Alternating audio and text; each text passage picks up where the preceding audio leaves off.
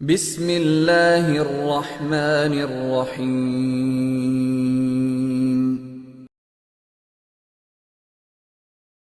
دیوبند کی شان ہے الیاس گھمن، حق کی پہچان ہے الیاس گھمن۔ دیوبند کی شان ہے الیاس گھمن، حق کی پہچان ہے الیاس گھمن۔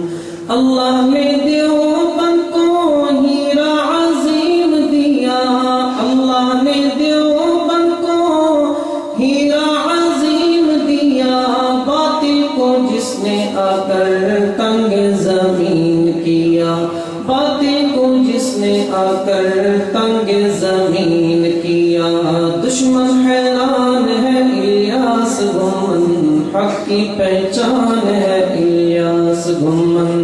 دیوبند کی شان ہے الیاس گھمن، حق کی پہچان ہے الیاس گھمن۔ حق کا پرچار کرتے زندگی کی شام کر دو، حق کا پرچار کرتے زندگی کی شام کر دو۔ ابو حنیفہ والا مسلک تم عام کر دو، ابو حنیفہ والا مسلک تم عام کر دو۔ کرتا اعلان ہے الیاس گھمن، حق کی پہچان ہے الیاس گھمن۔ دیوبند کی شان ہے الیاس گھمن، حق کی پہچان ہے الیاس گھمن۔ ہر دم دلیل سے ہی کرتا گفتار ہے یہ، ہر دم دلیل سے ہی کرتا گفتار ہے یہ، کفر پہ حق کی ننگی رکھتا تلوار ہے یہ، کفر پہ حق کی ننگی رکھتا تلوار ہے یہ۔ علم کی کان ہے الیاس گھمن، حق کی پہچان ہے الیاس گھمن۔ دیوبند کی شان ہے الیاس گھمن، حق کی پہچان ہے الیاس گھمن۔ دین اسلام کی تم چاروں اساس مانو، دین اسلام کی تم چاروں اساس مانو، قرآن و سنت اور اجماع قیاس مانو، قرآن و سنت اور اجماع قیاس مانو۔ کہتا ہر آن ہے الیاس گھمن، حق کی پہچان ہے الیاس گھمن۔ دیوبند کی شان ہے الیاس گھمن، حق کی پہچان ہے۔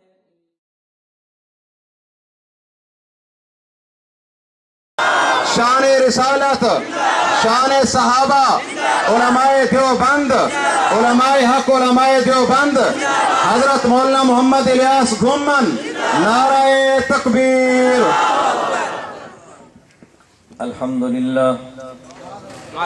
الحمد لله نحمده ونستعينه ونستغفره ونؤمن به ونتوكل عليه ونعوذ بالله من شرور أنفسنا ومن سيئات أعمالنا، من يهده الله فلا مضل له ومن يضلل فلا هادي له، ونشهد أن لا إله إلا الله وحده لا شريك له، ونشهد أن سيدنا ومولانا محمدا عبده ورسوله.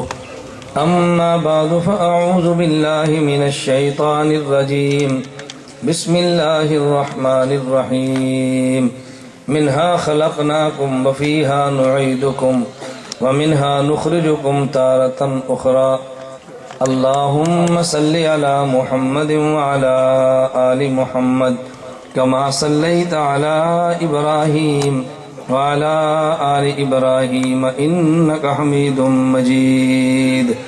اللهم بارك على محمد وعلى آل محمد كما باركت على إبراهيم وعلى آل إبراهيم إنك حميد مجيد۔ نہ میں کا ذکر نہ پینے کی بات کرتے ہیں، نہ میں کا ذکر نہ پینے کی بات کرتے ہیں، میں کہتے ہیں شراب کو، ہم شرابی نہیں ہیں شراب کی بات کریں. نہ میں کا ذکر نہ پینے کی بات کرتے ہیں، ہم اہل دل ہیں اور مدینے کی بات کرتے ہیں. نہ میں کا ذکر نہ پینے کی بات کرتے ہیں، ہم اہل دل ہیں اور مدینے کی بات کرتے ہیں. وہ مردہ دل ہے جو قائل نہیں حیات النبی کا، وہ مردہ دل ہے جو قائل نہیں حیات النبی کا، ہم زندہ دل ہیں اور جینے کی بات کرتے ہیں. معزز علماء کرام، میرے نہایت واجب الاحترام بزرگوں، مسلک اہل سنت والجماعت سے تعلق رکھنے والے خشوع نوجوان دوستوں اور بھائیوں، آپ حضرات نے اشتہارات کے ذریعے پڑھ لیا ہے. ہمارے آج کے جلسے کا عنوان ہے عقیدہ حیات النبی صلی اللہ علیہ وسلم کانفرنس. میں آپ حضرات کی خدمت میں یہاں ڈیرہ غازی خان کی سرزمین پہ حیات النبی کے عنوان پر خطابت نہیں کروں گا. اللہ نے چاہا تو میں انشاءاللہ اس مسئلے کی وکالت کروں گا اور حیات النبی صلی اللہ علیہ وسلم کا عقیدہ اور مسئلہ اس انداز میں آپ کی خدمت میں پیش کروں گا. میں دعویٰ تو نہیں کرتا، لیکن مجھ سے قبل شاید اس انداز میں آپ نے اس عقیدے کو نہ سنا ہو نہ سمجھا ہو. میں اس طرز پہ گفتگو کروں گا. آپ عقیدہ سنیں، سمجھیں، ہمارے دلائل پہ غور فرمائیں، اور اس میں کوئی غلطی محسوس کریں تو چٹ لکھ کے ہماری غلطی پر مطلع فرمائیں. میں اپنی غلطی کا اعتراف آپ کے سامنے کروں گا. لیکن اگر بات ٹھیک ہو اور دلیل بھی ٹھیک ہو، عقیدہ بھی بہتر ہو، تو پھر ہم سب کو اس پر غور کرنا چاہیے کہ صحیح عقیدے اور صحیح دلیل کا رد کرنا یہ کم از کم عقل مند انسان کا کام نہیں ہے. میں نے آپ کی خدمت میں اس کے لیے جو آیت پڑھی ہے، عموماً جب میں خطبہ سے قبل کوئی آیت تلاوت کرتا ہوں تو بعض اہل علم کو میٹھا سا شکوہ ہوتا ہے اور ہلکا سا تعجب ہوتا ہے. عنوان کیا ہے؟ آیت کون سی پڑھی ہے؟ اس آیت کے عنوان سے تعلق کیا ہے؟ میں کہتا ہوں آپ تعجب نہ کریں، گفتگو چلنے دیں، اس کے بعد پھر آپ دیکھیں کہ ایسا کیوں ہوتا ہے. بسا اوقات وکیل عدالت میں ایسی بات کرتا ہے، موکل کو پتہ نہیں ہوتا وکیل نے بات کیوں کی ہے. وکیل کو پتہ ہوتا ہے کہ یہ بات میں نے کیوں کی ہے اور اس بات کا نتیجہ کیا نکلنا ہے. میں نے عقیدہ حیات النبی صلی اللہ علیہ وسلم کو سمجھانے کے لیے آپ کی خدمت میں آیت پڑھی ہے، منہا خلقناکم وفیہا نعیدکم ومنہا نخرجکم تارۃ اخری. اس آیت کا ترجمہ کیا ہے یا آیت کا مطلب کیا ہے؟ اللہ رب العزت جس مٹی سے بندے کو پیدا کرتے ہیں اسی مٹی میں اس کو دفن کرتے ہیں اور اسی مٹی سے اللہ دوبارہ قیامت کو اس کو کھڑا کریں گے. جس مٹی سے پیدا کرتے ہیں اسی مٹی میں دفن کرتے ہیں اور اسی مٹی سے قیامت کے دن دوبارہ اس کو کھڑا کریں گے. میں دوبارہ پیدا کرنا نہیں کہہ رہا، اس کو دوبارہ کھڑا کریں گے. میرے لفظوں پہ غور کریں گے تو بہت سارے اشکالات خود بخود صاف صاف ہوتے رہیں گے انشاءاللہ. حدیث مبارک میں ہے، اور اس آیت کے تحت مفسرین نے مرفوع اور موقوف دونوں قسم کی احادیث پیش فرمائی ہیں. مرفوع کس حدیث کا نام ہے کہ جو حدیث نبی کریم صلی اللہ علیہ وسلم کی ذات تک پہنچے اسے حدیث مرفوع کہتے ہیں، اور جس حدیث کی سند پیغمبر کے صحابی تک جائے اسے موقوف کہتے ہیں. تو اس آیت کے تحت مفسرین نے موقوف اور مرفوع دونوں قسم کی حدیث نقل کی ہیں کہ جب کوئی بچہ پیدا ہوتا ہے تو اللہ اس نومولود بچے کے وجود کو اس کے قبر کی مٹی سے پیدا کرتے ہیں، یعنی جس جگہ اس کی قبر بننی ہوتی ہے وہیں سے اس کی پیدائش کے لیے حق جل مجدہ مٹی کا انتخاب کرتے ہیں. جب یہ بات قرآن سے ثابت ہوگی کہ جس جگہ سے بندہ پیدا ہو اسی جگہ پہ دفن ہوتا ہے، تو پھر آئیے جس پیغمبر کی حیات کی بات ہم کرتے ہیں، جس نبی کی حیات کا تذکرہ کرتے ہیں اور جس پیغمبر کی قبر والی حیات کو ہم عقیدہ بنا کر پیش کرتے ہیں، اس پیغمبر کے بارے میں ذرا یہ بات دیکھیں اور سوچیں کہ وہ نبی، اس کا خمیر کیا ہے، وہ نبی کہاں سے بنا ہے، اس نبی کی پیدائش کس مٹی سے ہے، اگر یہ بات سمجھ آئے تو پھر عقیدہ حیات النبی صلی اللہ علیہ وسلم کو سمجھنا بہت آسان ہے۔ مولانا قاسم ننوتوی رحمۃ اللہ علیہ کی آب حیات کو سمجھنا بہت آسان ہے۔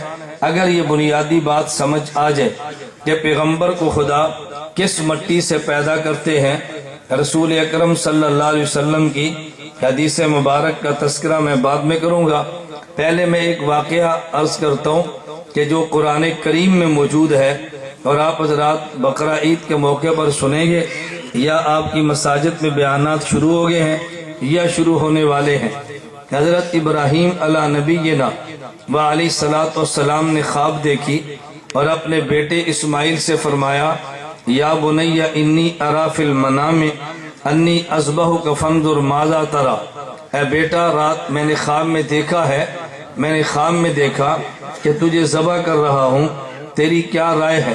حضرت اسماعیل علیہ السلام نے عرض کیا، یا ابت فعل ما تؤمر ستجدنی انشاء اللہ من الصابرین، جو خواب میں خدا نے آپ کو حکم دیا آپ اس پہ عمل کریں، میں انشاءاللہ صبر کر کے دکھاؤں گا۔ ابراہیم علیہ السلام نے اپنی خواب جو وحی تھی اس کی تکمیل کے لیے اپنی آنکھوں پہ پٹی باندھی ہے، اپنے بیٹے اسماعیل کو لٹا دیا ہے، ان کے گرے پہ چھری کو چلا دیا ہے، چھری چل رہی ہے، محسوس ہوتا ہے کوئی چیز کٹ رہی ہے۔ حضرت ابراہیم علیہ السلام سمجھے میرا بیٹا شہید ہو، میرا بیٹا ذبح ہو گیا، اپنی آنکھوں سے پٹیاں کھولی تو جب دیکھا حضرت اسماعیل کھڑے ہیں اور ان کے بدلے میں ایک دمبا ذبح ہو چکا ہے۔ اس دمبے کے بارے میں قرآن کہتا ہے، وَفَدَيْنَاهُ بِذِبْحٍ عَظِيمٍ، ہم نے اسماعیل علیہ السلام کے بدلے میں جو دمبا فدیے میں دیا، بدلے میں دمبا ذبح کرایا۔ یہ دمبا بڑی عظمت والا تھا، عام دمبا نہیں تھا، عظمت والا تھا۔ عظمت والا دمبا کیوں تھا؟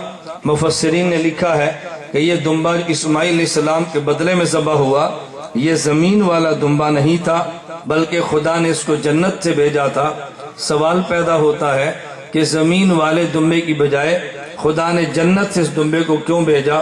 اس کی وجہ یہ ہے اسماعیل علیہ السلام کا وجود یہ زمین مٹی بالی زمین سے نہیں بنا بلکہ اسماعیل نبی ہیں، اور نبی کا وجود چونکہ جنت سے بنتا ہے، اگر مٹی والا وجود ہوتا تو بدلے میں زمین والا دمبا ذبح ہوتا، چونکہ اس مٹی میں وہ مٹی اگر زمین کی مٹی والا وجود ہوتا تو بدلے میں ذبح زمین والا دمبا ہوتا، چونکہ اسماعیل نبی ہیں اور نبی کا وجود جنت کی مٹی سے بنتا ہے، اس لیے خدا نے جو دمبا دیا وہ زمین والا نہیں جنت والا تھا۔ اس سے پتہ چلا کہ نبی کا جو وجود ہے یہ جنت والا وجود ہے، خدا اس کے بدلے میں جنت کا دمبا دیتا ہے۔ یہ تو میں نے وہ واقعہ عرض کیا جو ان دنوں میں آپ نے سننا ہے، تو میں نے کہا چلیں ایک نکتہ میں بھی پیش کر دوں۔ قربانی کے ایام پر میرے اپنے دلائل اپنے نکتے تکابر کی جوتیوں کے صدقے میں ہیں، لیکن وہ میرا عنوان نہیں، میں اس پہ بات کرتا، میں صرف دلیل اس بات پہ دے رہا تھا میرے پیغمبر کا وجود اور انبیاء کا وجود یہ جنت والا ہے۔ اس پہ دلیل نمبر 2 سنیں، حدیث مبارک میں موجود ہے۔ میں نے اس دلیل کو آگے پھر لانا ہے لیکن اور عنوان پہ لانا ہے، ابھی میں اس پہ دلیل دینے لگا ہوں کہ پیغمبر کا وجود جنت والا ہے۔ ام المومنین امی عائشہ رضی اللہ تعالی عنہا فرماتی ہے، الخصائص الکبری للسیوطی میں حدیث مبارک موجود ہے۔ امی عائشہ نے عرض کیا رسول اللہ، آپ بیت الخلاء میں تشریف لے گئے، آپ بیت الخلاء سے نکلے اور آپ کے جانے کے بعد میں بیت الخلاء میں گئی، انی لم ارا شیئا، بیت الخلاء میں کچھ بھی نہیں تھا، حالانکہ آپ قضاء حاجت کے لیے گئے تھے، کچھ بھی نہیں ہے، الا انی اجد رائحۃ المسک، ہاں اگر میں چیز کو وہاں محسوس کرتی ہوں تو مشک کی خوشبو آ رہی ہے، اور تو کچھ بھی نہیں ہے۔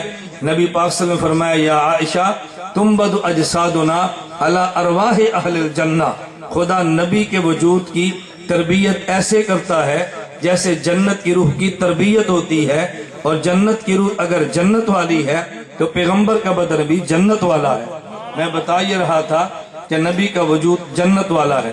دلیل نمبر 3 سماعت فرمائے، آپ نے حدیث مبارک سنی ہے، ما بین بیتی و منبری روضۃ من ریاض الجنہ، نبی کریم صلی اللہ علیہ وسلم نے بتایا کہ جہاں پر میں ہوں اور جہاں پر یہ منبر ہے میرا، یہ ساری درمیان کی جگہ یہ جنت کا ٹکڑا ہے، یہ روضۃ من ریاض الجنہ ہے۔ اس سے بھی پتا چلا کہ میرے نبی کا وجود اثر چونکہ جنت میں ہے، نبی پاک صلی اللہ علیہ وسلم کا روضہ یہ جنت والا ہے، تو جس جگہ پہ نبی دفن ہے اگر وہ جنت کا ٹکڑا ہے تو پھر ماننا پڑے گا کہ پیغمبر جس مٹی سے پیدا ہوئے وہ جنت والی ہے، کیونکہ قرآن اعلان کرتا ہے منہا خلقناکم وفیہا نعیدکم ومنہا نخرجکم تارۃ اخری، ہم جس مٹی سے پیدا کرتے ہیں اسی مٹی میں اسی قبر میں دفن ہونے دیتے ہیں، وہیں سے دوبارہ پیدا کیا جائے گا۔ اگر رسول اکرم صلی اللہ علیہ وسلم جہاں دفن ہے وہ قبر کی وہ جنت کی جگہ ہے، تو پھر تجھے ماننا پڑے گا کہ پیغمبر کا وجود جنت ہی سے بنا، جنت ہی میں گیا، جنت ہی سے قیامت کو اٹھ کے جنت الفردوس پھر مزید اگلی جنت میں چلا جائے گا۔ تو نبی پاک صلی اللہ علیہ وسلم کا وجود اثر جنت والا ہے۔ میں نے اس پہ 3 دلیلیں دی ہیں آیت کریمہ کی روشنی میں۔ اب آگے چلیے، جب نبی کا وجود جنت والا ہے تو پھر پیغمبر کے وجود کے آثار بھی جنت والے ہیں، لیکن مسئلہ کیا ہے؟ نبی کا وجود ہے تو جنت والا، لیکن آئے اللہ کے نبی دنیا میں ہے، اس لیے پیغمبر کے وجود پہ جنت کے آثار بھی ہیں۔ جنتی جسم ہونے کی وجہ سے نبی کے جسم کے دنیا کے آثار بھی ہیں، دنیا کے ماحول میں رہنے کی وجہ سے۔ میں نے قرآن اور احادیث کو پڑھا ہے، آپ نے بھی سنا ہے، اگر تم جنت کا نقشہ کھینچو گے تو جنت میں تمہیں چیز ملے گی کہ جنت کے اندر بدبو نہیں ہے، جنت میں بو نہیں ہے، اگر جنت میں ہے تو صرف خوشبو ہے۔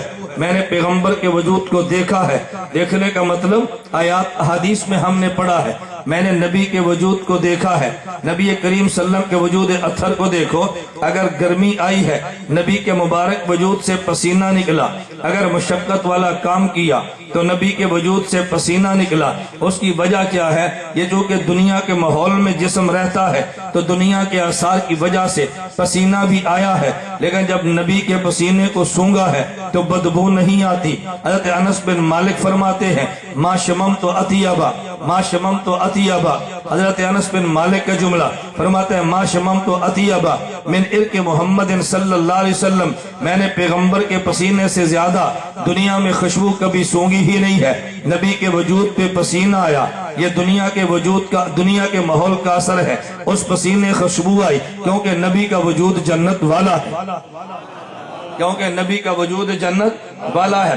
میں پسینے سے بڑھ کے بات کہتا ہوں، تو کہے گا پسینہ گیا، میں پسینے سے بڑھ کے بات کہتا ہوں۔ کبھی میں نے حدیث مبارک الخصائص الکبریٰ کی نقل کی ہے، امی عائشہ رضی اللہ تعالی عنہا ارشاد فرماتی ہیں کہ رسول اکرم صلی اللہ علیہ وسلم بیت الخلاء میں گئے ہیں، حضور باہر تشریف لائے، میں نبی کے پیچھے بیت الخلاء میں گئی، انی لم ارا شیئا، بیت الخلاء میں کچھ بھی نہیں تھا، لیکن اگر میں نے سونگا تو بیت الخلاء میں خوشبو سونگی ہے۔ میں نے اللہ کے نبی سے پوچھا حضور وہاں کچھ بھی نہیں تھا سوائے خوشبو کے، تو نبی پاک صلی اللہ علیہ وسلم نے فرمایا تنبت اجسادنا علی ارواح اہل الجنہ، نبی کے وجود کی تربیت خدا جنت کی روح کی طرح کرتا ہے، جو نبی کے وجود سے چیز یعنی براز نکلتا ہے زمین اس کو نگل لیتی ہے۔ اس سے پتہ کیا چلا؟ اگر نبی کے وجود سے پسینہ آیا یہ دنیا کے ماحول کی وجہ سے ہے، پسینے میں خوشبو ہے جنت کے وجود کی وجہ سے ہے، نبی پاک صلی اللہ علیہ وسلم نے کھایا ہے تو براز مبارک بھی آیا ہے،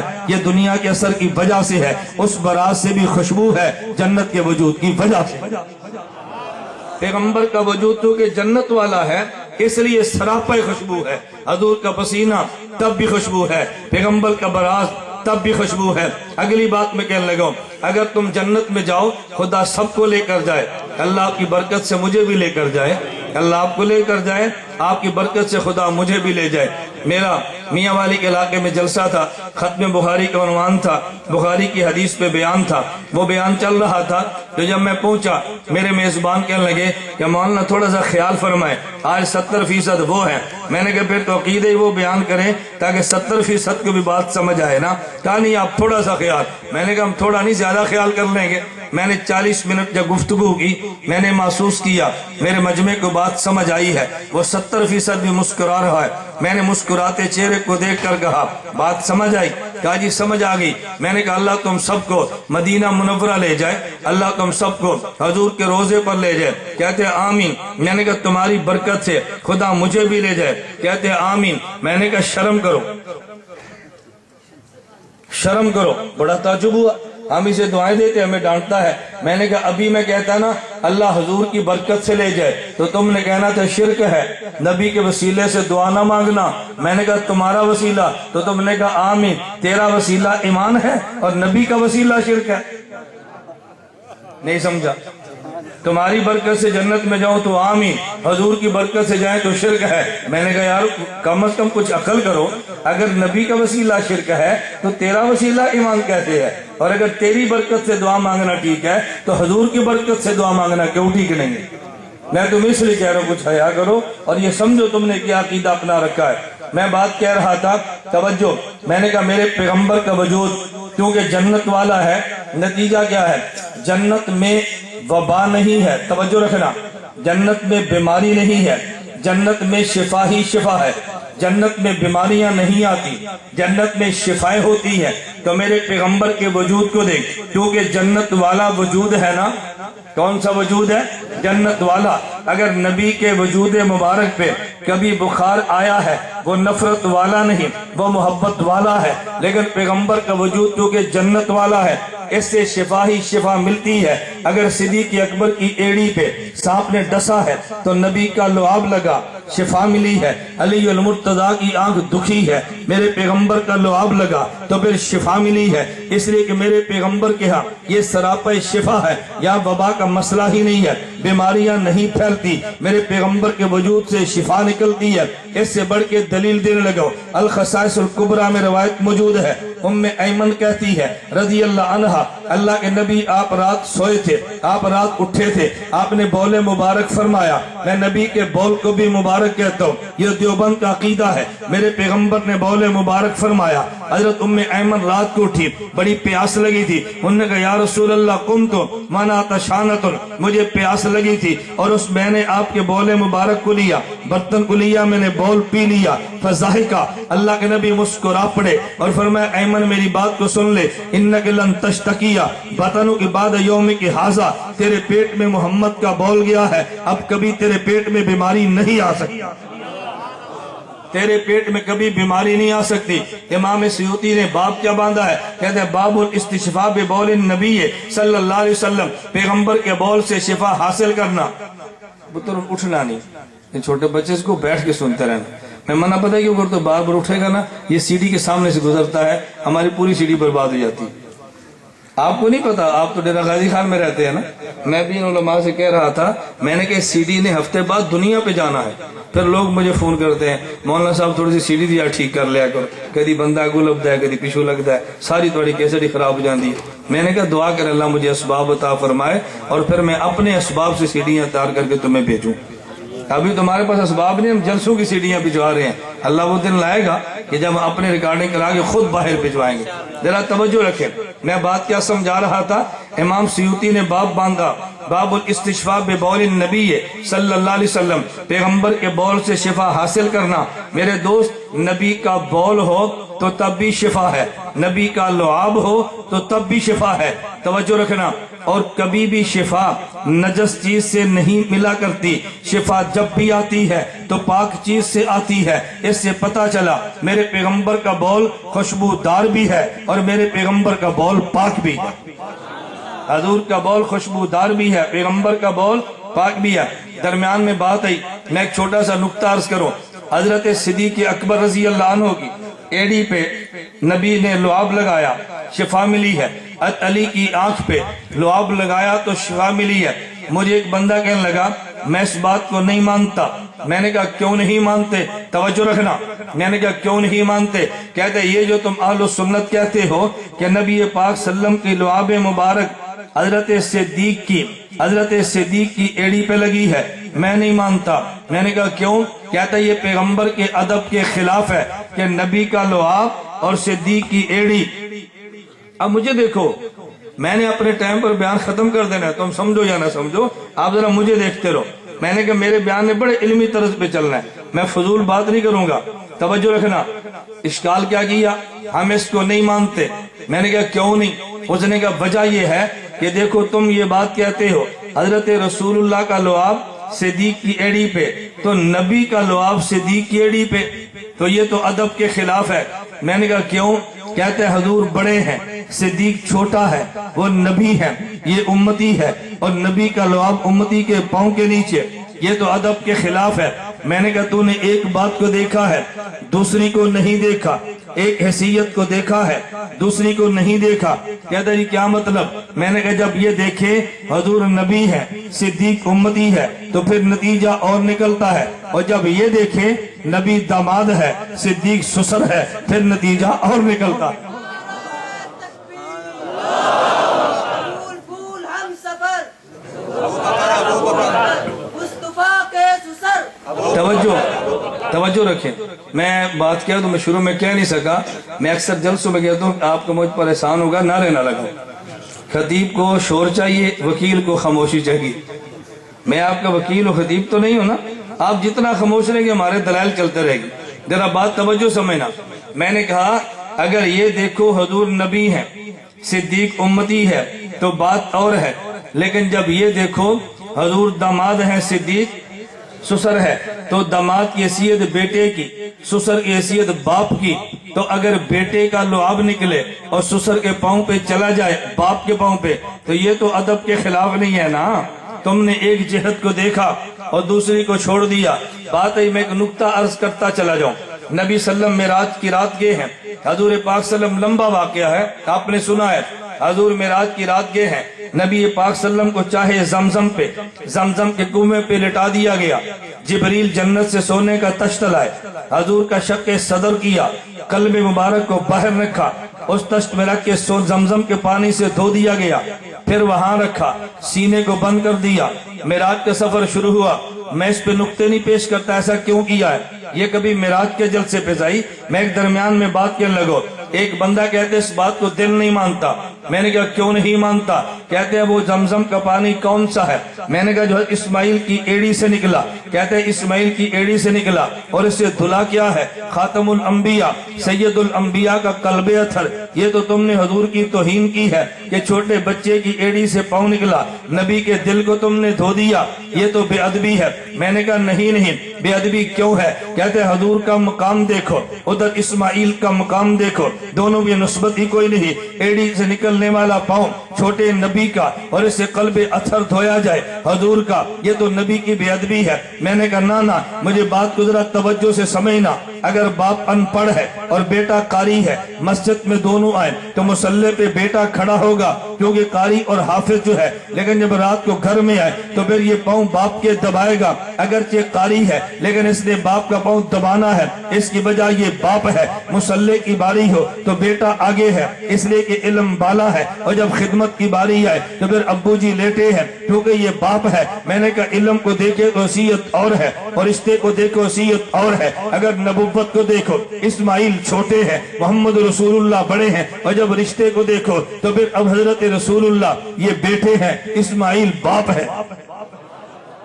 حضور بیٹے اسماعیل باپ، تو باپ کی ایڑی سے پاؤں نکلا، بیٹے کا دل دھلا، اس میں خلاف ادب بات کون سی ہے؟ ایک چیز کو دیکھا دوسری کو تم بھول گئے ہو۔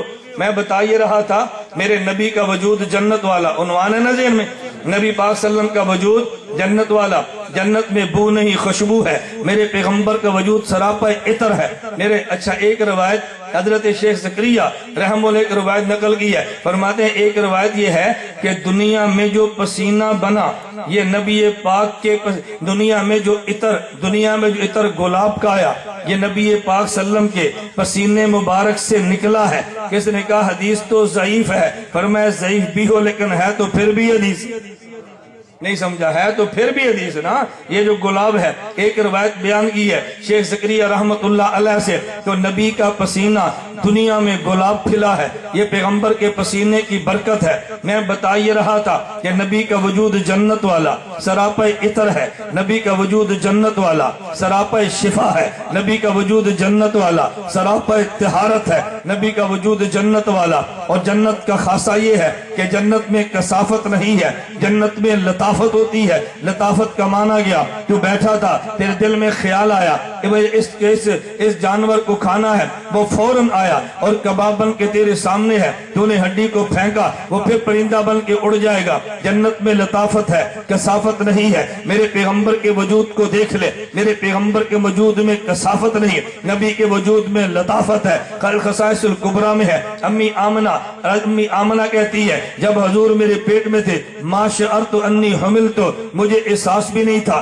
कि मेरे पेट में हमल है, क्योंकि लताफत वाला वजूद है। अम्मी आमना कहती है जैसे औरतें बोझ महसूस करती है, मैंने कभी हमल का बोझ महसूस किया ही नहीं है। नबी लताफत वाला है। जिब्रील अमीन आसमान से आए, हजूर को लेने के लिए मक्का से लिया, मदीना मुनव्वरा पहुंचे, मदीना मुनव्वरा से चले तो फिर मदीना मुनव्वरा से चले तो तूरे सीना से चले तो बैतुल लहम से चले तो मदियन से चले तो बैतुल मुकद्दस, यहाँ से चले पहले दूसरे तीसरे चौथे पांचवें छठे सातवें आसमान पे पहुंचे, वहां से दोनों इकट्ठे चले, आगे चले तो सिदरतुल मुंतहा आ गई। सिदरा का नाम बेरी है, मुंतहा का नाम इंतहा, आखिरी जगह है। मैं अपनी जुबान में कहता हूँ ये जंक्शन है फरिश्तों का। नीचे वाला फरिश्ता अमाल लेके वहां रुक जाता, ऊपर नहीं जाता, ऊपर वाला अहकाम लेके वहां रुक जाता, नीचे नहीं जाता, नीचे वाला ऊपर नहीं, ऊपर वाला नीचे नहीं। जिब्रील अमीन हजूर को लेकर गए हैं और 1 सेकंड का सफर है, ये तो आपके लम्हे है। अगर वजूद में कसाफत है, 1 सेकंड में कभी लंबा सफर तय नहीं होता। मेरे पैगंबर के वजूद में लताफत है, सेकंड में करोड़ों किलोमीटरों का फासला तय हुआ, लेकिन सिदरतुल मुंतहा पे पहुंचे हैं। जिब्रील चलो, कहना ना आगे मैं नहीं जा सकता, जिब्रील रुका है, हजूर चले हैं, तो फिर मान ले मेरे नबी के वजूद में लताफत जिब्रील से भी ज्यादा है। जब जिब्रील रुका, नबी फिर भी गया। मेरे नबी का वजूद लताफत वाला है, कसाफत वाला नहीं है। तीसरी दलील सुन, रसूल अकरम सल्लम ने जब हिजरत फरमाई है, मदीना मुनव्वरा जा रहे हैं, सिद्दीक अकबर ने कंधों पे बिठाया, हजूर को लेकर चले हैं। अरे जमीन से गार तक का 3 किलोमीटरों का फासला है। सिद्दीक अकबर हजूर की उम्र में ज्यादा फर्क भी नहीं है। सिद्दीक अकबर रज़ियल्लाहु अन्हु ये तो निस्बतन कमजोर सहाबी हैं, जिस्म में कमजोरी भी है, लेकिन फिर भी हजूर को लेकर चले हैं। अरे मसला तो तब होता जब नबी का वजूद कसाफत वाला होता, सिद्दीक लेकर चढ़ दौड़े, क्योंकि नबी का वजूद लताफत वाला है। मैं बता ही रहा था कि जन्नत में लताफत है, मेरे नबी के वजूद में भी लताफत है। तवज्जो रखना, मैं कहता हूँ हाँ, मैंने जन्नत के बारे में पढ़ा तो जो कुछ मुझे जन्नत में नजर आया, जन्नत में ऐब नहीं, जन्नत में खूबियां हैं, जन्नत में ऐब नहीं, जन्नत में सरापे खूबियां हैं। मैंने नबी के वजूद को देखा, मेरे पैगंबर के वजूद में कोई ऐब नहीं है, मेरे पैगंबर का वजूद सरापे खूबियां है। मैं कहता हूँ हाँ, मेरे पैगंबर की जात देख, ये भी बिला ऐब है, मेरे पैगंबर की सिफात देख, ये भी बिला ऐब है, मेरे नबी का नाम देख, ये भी बिला ऐब है। अगर हजूर का नाम देख तो नाम मोहम्मद कोई नुक्ता नहीं है, बस फिर रिसालत देख तो कोई नुक्ता नहीं है, नबुव्वत देने वाले अल्लाह को देख तब भी कोई नुक्ता नहीं है, मेरे पैगंबर के नाम पे कोई नुक्ता नहीं, ये बेऐब है। अल्लाह को देख ले, कोई नुक्ता नहीं, ये भी बिला ऐब है।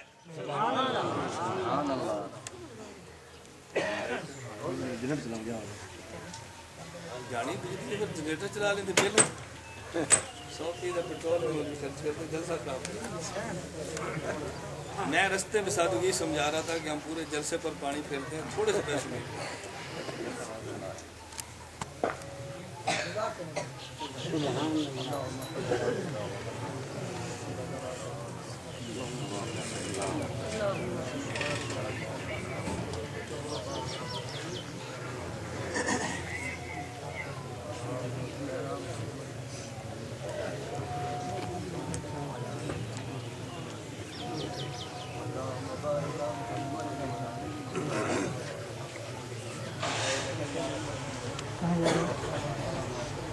पर्ची देनी आएगी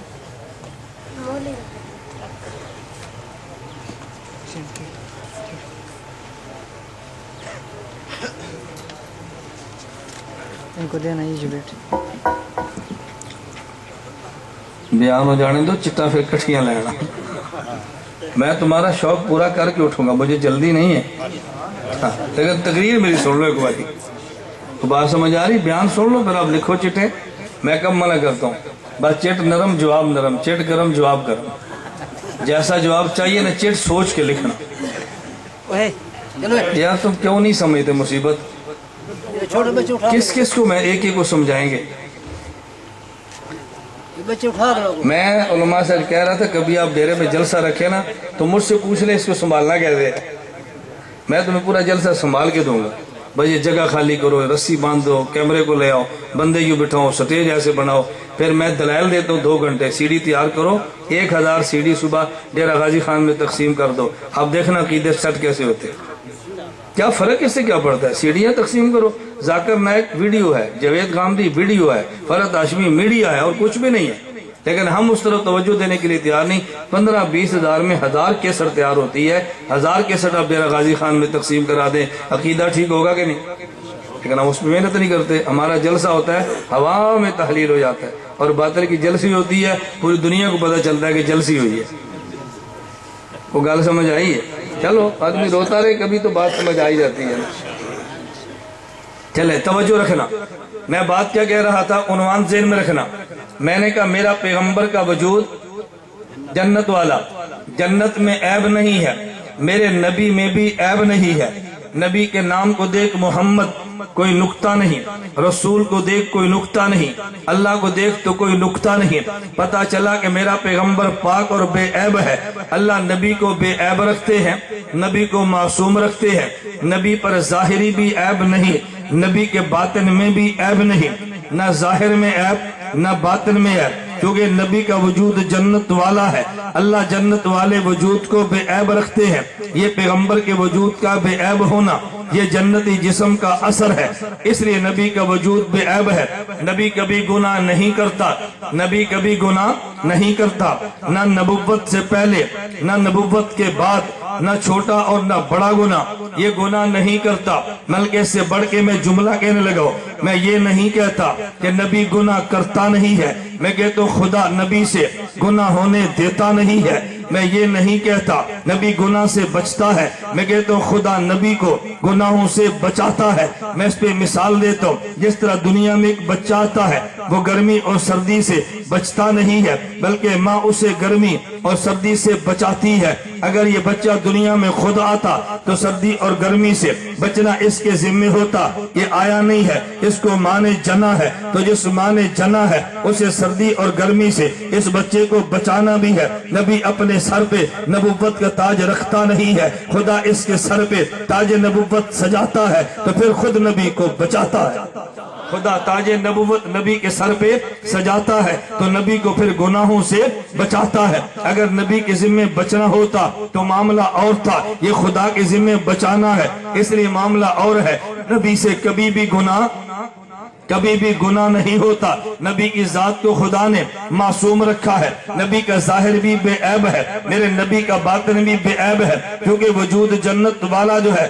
آگے چلیے، ہم نے جنت کے بارے میں حدیث کو پڑھا ہے تو جنت میں نیند نہیں ہے، جنت میں نیند نہیں ہے. تو پھر چاہیے یہ تھا کہ نبی کے اوپر بھی نیند نہ آتی. لیکن نبی کا وجود اگرچہ جنت والا ہے لیکن رہتا جو کہ دنیا میں ہے، دنیا کے ماحول کی وجہ سے نبی پہ نیند آئی ہے. اور جنت کے وجود کی وجہ سے پیغمبر کے قلب اثر میں کبھی نیند نہیں جاتی. صحیح بخاری میں روایت موجود ہے، رسول اللہ صلی اللہ علیہ وسلم نے تہجد پڑھے، پھر سو گئے، اٹھ کے وطر پڑھے اور وضو نہیں کیا. امی عائشہ نے عرض کیا، یا رسول اللہ اتنام قبل ان توترا، حضور آپ نے وطر پڑھے اور آپ پہلے سو گئے، اٹھ کے وطر پڑھے اور آپ نے وضو کیا ہی نہیں ہے. امی عائشہ رضی اللہ عنہا نے جملہ کہا، قیامت تک آنے والے مسلمان کو سبق اور درس ملا ہے. اسی وجہ سے خدا امی عائشہ کو نبی کے نکاح میں لائے ہیں. خدا نے مدینہ مکہ میں نبی کو خدیجہ دی ہے، وہاں کی ضرورت خدیجہ تھی. خدا نے مدینہ میں میرے پیغمبر کو عائشہ دی ہے،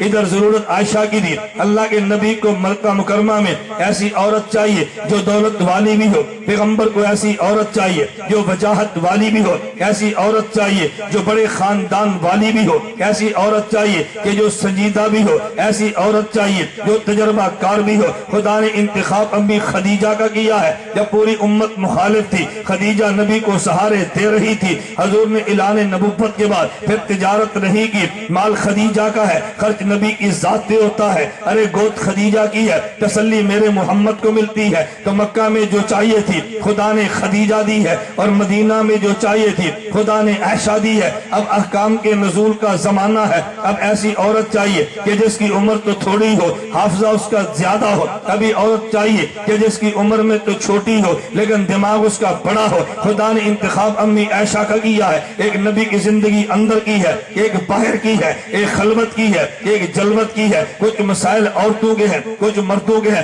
ایسی بچی چاہیے جو نبی سے گھر کے مسئلے سیکھے، امت کو سکھا دے۔ خدا نے عائشہ کا انتخاب کیا ہے۔ ایک بندہ کہتا ہے تو جی چھوٹی سی عمر ہے، میں نے کہا تو نے بے وقوف توجہ نہیں کی، یہ چھوٹی سی عمر کی نبی کے نکاح میں کیوں آئی ہے؟ یہ تو اس لیے آئی ہے کہ نبی سے پڑھے، امت کو پڑھا دے۔ جب تو اپنی بیٹی پڑھنے کے لیے سکول میں بھیجتا ہے، بتا تیری بیٹی کی عمر کیا ہے؟ کہا جی 5 یا 6 سال ہے۔ میں نے کہا مدرسے بھیجتا ہے، عمر کیا ہے؟ کہا جی 5 یا 6 سال ہے۔ میں نے کہا اپنی تعلیم کے لیے بیٹی کا انتخاب تو کرتا ہے جب عمر 6 یا 7 سال ہوتی ہے۔ جب خدا نے عائشہ کو نبی کے گھر میں پڑھنے کے لیے بھیجا ہے تو عمر بھی 6-7 سال ہے۔ جب امی عائشہ کا نکاح ہوا عمر 7 سال بنتی ہے، امی عائشہ کی رخصتی ہوئی عمر 9 سال بنتی ہے، حضور دنیا سے گئے ہیں، امی عائشہ 18 سال کی بنتی ہے۔ میں اپنے لفظوں میں یوں کہتا ہوں جب ریگولر داخلہ جب امی عائشہ نے داخلہ لیا ہے عمر 7 سال بنتی ہے، ریگولر تعلیم شروع کی ہے عمر 9 سال بنتی ہے، اور جب دوپٹہ پوشی ہوئی عمر 18 سال بنتی ہے۔ دوپٹہ پوشی کا مطلب کیا ہے؟ دوپٹہ پوشی کا معنی استادوں نے کہہ دیا بھی ہم نے پڑھا دیا جتنا پڑھانا تھا۔ جب نبی دنیا سے چلے گئے امی عائشہ کا استاد کون ہوگا؟ اب تو استاد جی دنیا سے چلے گئے، وحی کا دروازہ بند ہو گیا، امی عائشہ کو سند فراغت ملی ہے، عمر 18 سال بنتی ہے۔ میں نے کہا اعتراض کی کیا بات ہے؟ اور ایک بات توجہ سے سننا، میں ایک جلسے میں تھا، مجھے ایک چٹ آئی اور جی دیوبند والے بچیوں کا جو مدرسہ بناتے ہیں اس کی دلیل کیا ہے؟ میں نے کہا امی عائشہ کا وجود ہے، کہا جی ان کی تعلیم کی دلیل ان کا نصاب کہاں سے ہے؟ میں نے کہا امی عائشہ سے ہے۔ مجھے کہتے ہیں وہ کیسے؟ میں نے کہا دیوبند کی ترتیب یہ ہے جو بچی ایک دن میں سکول نہ گئی ہو اس کو مدرسے میں داخل کرو، 3 سال میں قرآن حفظ کرے، 1 سال میں گردان کرے، 1 سال میں اردو پڑھنا اور لکھنا سیکھے، 4 سال میں درس نظامی کرے۔ میں نے کہا کتنے بنے ہیں؟ کہتے ہیں جی 9 سال۔ کہتے ہیں کہاں سے لیے؟ میں نے کہا امی عائشہ کے در سے لیے۔ کہاں سے لیے؟ امی عائشہ کے در سے لیے ہیں، ہم نے وہاں سے 9 سال کا نصاب لیا ہے۔ میں نے کہا توجہ رکھنا، امی عائشہ نے سوال کیا ہے، یہ تو درمیان میں بات آ گئی۔ امی عائشہ رضی اللہ تعالیٰ عنہ نے سوال کیا ہے، امی عائشہ کی عمر کتنی تھی جب نکاح ہوا؟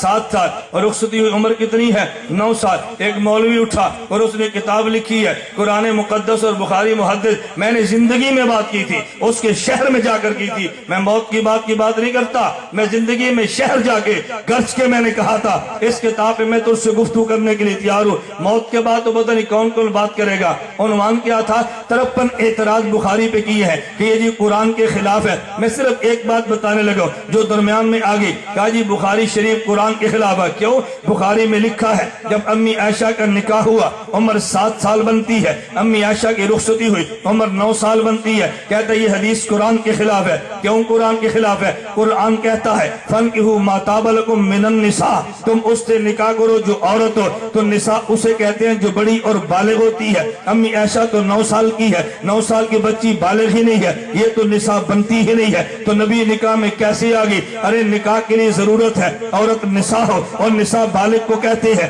امی عائشہ تو بچی ہے ابھی نساء بنی ہی نہیں ہے، تو پیغمبر سے نکاح کیسے ہوگا؟ یہ قرآن کے خلاف ہے۔ میں نے کہا نا جناب نے آدھا قرآن پڑھا ہے، اگر پورا قرآن پڑھا ہوتا کبھی قرآن کے خلاف نہ کہتا۔ فرعون کے بارے میں معروف ہے، میں لمبی بات نہیں کہتا، فرعون کے بارے میں ہے، خواب دیکھی، نجومیوں نے کہا ایک بچہ پیدا ہوگا جو تیری خدائی کو ختم کرے گا، تیری حکومت کو توڑ دے گا۔ اس نے کہا پھر کیا کریں؟ انہوں نے کہا بچے قتل کرنا شروع کر دے، بچے قتل کیے، بچیاں زندہ رکھی۔ قرآن سے پوچھ قرآن کیا کہتا ہے؟ یہ فرعون کہتا ہے نقتل ابناءہم ونستحیی نساءہم، نابالغ بچے کو ابنا کہا، نابالغ بچی کو نساء کہا، نابالغ بچی کو نساء کہا۔ قرآن بالغ کو بھی نساء کہتا ہے، نابالغ کو بھی نساء کہتا ہے۔ تو نے ایک آیت پڑھی ہے، دیوبند والوں نے دونوں پڑھی۔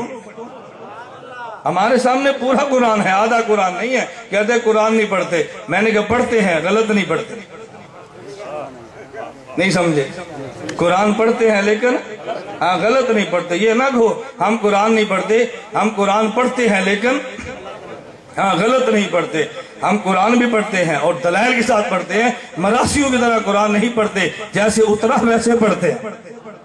تو گال سمجھ آئی تو ہاں میں بتا یہ رہا تھا، امی عائشہ رضی اللہ عنہ نے سوال کیا، سوال کیا ہے؟ ہم قرآن کیسے چلیں، ایک قرآن کیسے پڑھتا ہے؟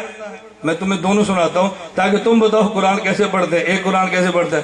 الحمدللہ رب العالمین، سمجھ آگئی؟ وہ پتہ ہے نا کون پڑھتے ہیں؟ الحمدللہ رب العالمین الرحمن الرحیم۔ یہ فاتحہ خلف الامام سے تقریر ہو رہی ہے۔ مالک یوم الدین، یہ قرآن ہو رہا ہے، قرآن ہے سادی پنجابی ہے، ذرا دونوں میں فرق کرنا۔ کہ اندر ہی بابا جی کہندے نے وچ گجرات ایک دولا رہندا تے کڑ کڑ مکھڑے بناوے تے مک مسالہ جاندا جدوں واری سر دی آوے، اسی آنے ایاکا نعبدو۔ لو یہ بتاؤ قرآن ہے یا پنجابی ہے؟ وہ گل سمجھ آئی؟ میں تمہیں کہہ رہا ہوں مجھے سر آتی ہے اور بحمدللہ میری اپنی سر ہے ترنم کی، ہم نے ترنم چھوڑ دی ہے امت کے دماغ میں عقیدہ اتارنے کے لیے۔ میں سرلی خطابت کر کے نا فی جلسہ 30,000 روپے کی ڈیمانڈ کر سکتا ہوں، چھوڑے زندگی کو، خدا اس زندگی اس دن سے پہلے موت دے دے جب بندہ دین کو دنیا کے لیے استعمال کرے۔ تو بات سمجھ آ رہی؟ یہ قرآن پڑھا جا رہا ہے، اللہ معاف فرمائے، یہ کون سا قرآن ہے؟ اب دوسرے کا سنا، نقل کرتے بھی ڈر لگتا ہے، اللہ معاف فرمائے، نقل کفر کفر نباشد۔ یہ مت کہو ہم قرآن نہیں پڑھتے، قرآن پڑھتے ہیں اور ٹھیک پڑھتے ہیں۔ میں بتا یہ رہا تھا، توجہ رکھنا، امی عائشہ نے پوچھا اتنام قبل ان توترا، اے اللہ کے پیغمبر، اے میرے نبی، آپ سوئے اٹھ کے وطر پڑھے، آپ نے وضو تو کیا نہیں، کیا بغیر وضو کے نماز ہو جاتی ہے؟ اللہ کے نبی فرمانے لگے یا عائشہ تو عینیت نامانے ولا ینام قلبی، عائشہ دیکھو میں نبی ہوں اور نبی کی آنکھ سوتی ہے، نبی کا دل جاگتا ہے، آنکھ کیوں سوئی ہے؟ یہ دنیا کے ماحول کا اثر ہے، دل کیوں جاگتا ہے؟ وجود جنت والا ہے، دل کیوں جاگتا ہے؟ وجود، توجہ